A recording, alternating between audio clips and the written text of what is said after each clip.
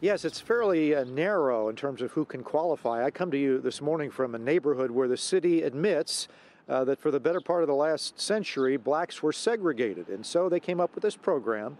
So if you were 18 years of age during the time of the discrimination and you lived in Evanston then and you live in Evanston now, you are eligible for this $25,000.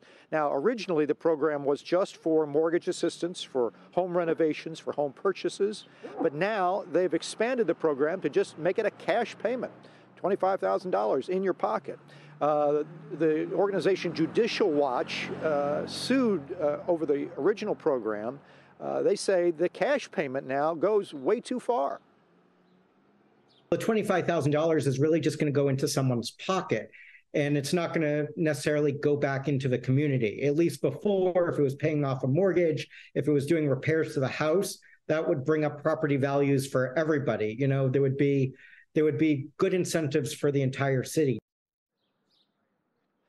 It's worth noting, Maria, the community here in Evanston largely supports this, and there are cities across the country now that are considering a reparations program, everywhere from San Francisco to St. Louis, Boston, Asheville, North Carolina, and others.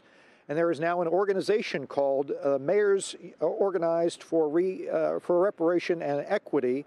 They say in their mission statement now, which I quote from, cities should be laboratories for bold ideas for racial and economic justice on a larger scale, that is to say, perhaps a federal scale. Worth noting, the Wall Street Journal is now reporting that the U.S. Census Bureau is thinking of asking a question on the next census about whether or not you are a descendant of slavery, perhaps with an eye toward a federal reparations program. We talked to an organization called the National Assembly of American Slavery Descendants. They say that's just exactly what we do need.